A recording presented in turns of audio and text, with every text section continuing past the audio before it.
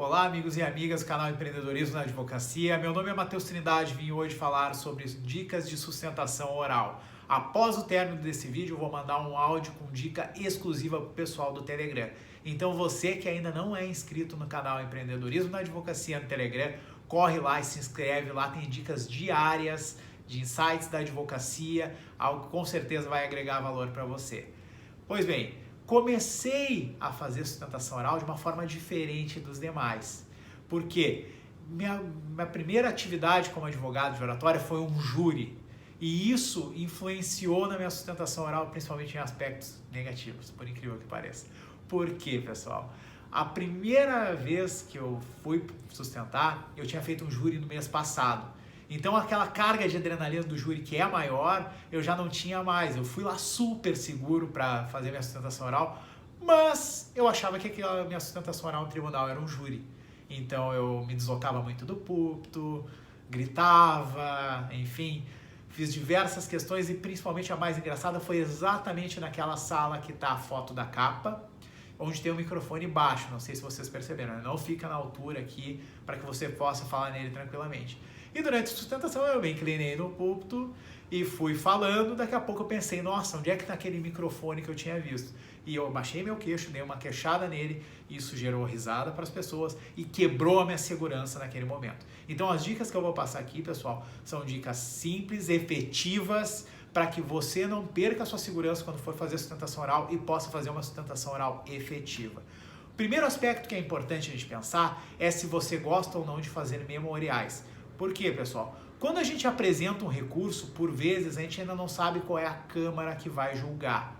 Então, por exemplo, se você ainda não tem uma câmara preventa na segunda instância, vou falar agora principalmente os criminalistas. Se você nunca entrou com habeas corpus no tribunal, na hora que você for apresentar um recurso, talvez vocês não tenham a câmara preventa.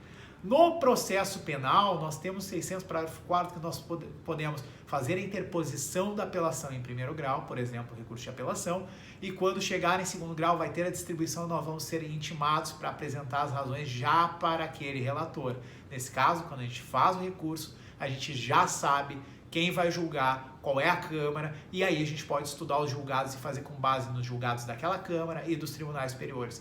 Agora, quando você elabora o seu recurso, seu habeas corpus, e ainda não tem uma Câmara no segundo grau preventa, eu acho interessante sempre apresentar os memoriais, ir lá nos desembargadores, por muitas vezes ele não conhece você, e quando você faz esses memoriais, os memoriais não adianta você fazer uma peça do tamanho do seu recurso, do seu habeas corpus. Então o que você tem que fazer? Um resumo inteligente, onde você vai casar a parte fática principalmente com o que você pretende naquele recurso ou naquele habeas corpus. E como é que você vai fazer a sua sustentação oral? Você vai partir desse resumo inteligente. Por quê? Muitas vezes eu vejo advogados chegarem no tribunal e perder muito tempo com a parte fática, isso não ter qualquer conexão depois com as preliminares e com o mérito do que ele vai falar. Então o resumo inteligente ele serve exatamente para isso. Você poder contextualizar a parte fática, mas já pincelando o que você quer na preliminar e no mérito. E por que isso é interessante, pessoal?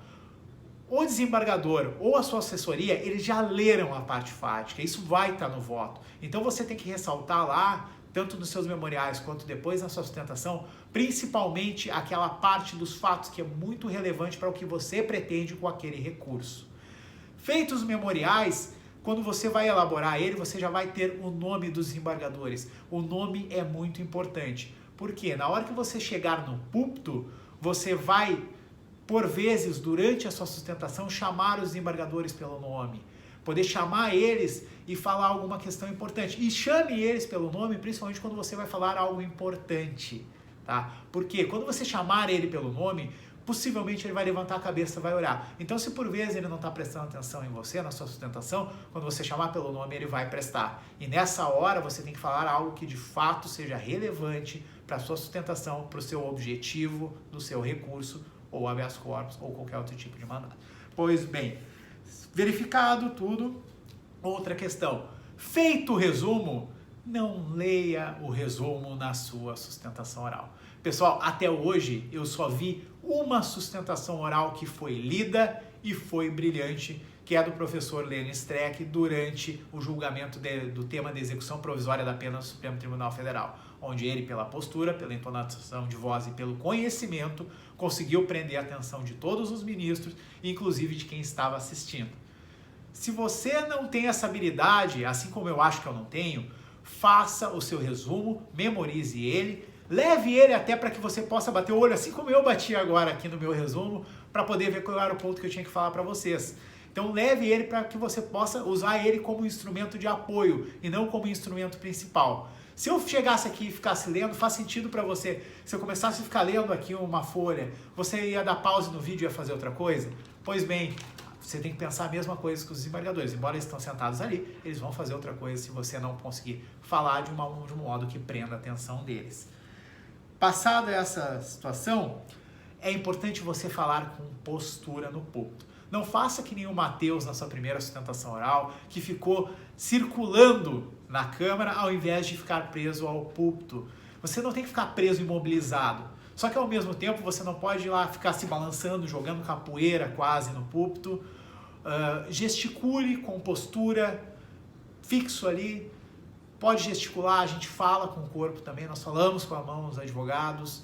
Então aproveite isso, levante um documento se for importante, mas não fique circulando muito, tenha a postura, um bom linguajar, né? O linguajar do tribunal ele é técnico, são desembargadores que têm experiência na área do direito, então você pode usar um linguajar mais técnico, diferente do júri, onde os jurados são leigos, e aí você tem que falar uma questão mais simples. Ali tem que ser técnico, com postura, esteja com roupas condizentes, uma boa aparência. Você é advogado, querendo ou não, ali é o seu cartão de visita, tanto para os desembargadores quanto para os colegas que estão lá e por muitas vezes até mesmo familiares. Já me aconteceu de terminar uma sustentação oral e vir um familiar falar comigo para daqui a pouco querer fechar o contrato. Então, cuide disso porque tem mais gente avaliando o que você pensa durante a sua sustentação oral. E, por fim, para fechar aqui, feita a sua sustentação oral, não faça que nem alguns colegas fazem, que quando é proclamado o resultado, ele é desfavorável, tira a sua toga, sai. Agradeça a atenção dos desembargadores, deseje uma boa sessão, mostre que você é cordial independentemente do resultado, porque assim você vai poder ter um bom trânsito, você vai ser bem quisto, vai ser bem avaliado pelas pessoas que estão lá. Então acho que era isso, pessoal, era bem resumido, espero que essas dicas tenham ajudado vocês, tenham agregado valor de alguma forma, e domingo tem vídeo novo, erros na jovem advocacia e como evitá-los, eu e a Karina vamos postar. Muito obrigado pela atenção, até a próxima, valeu!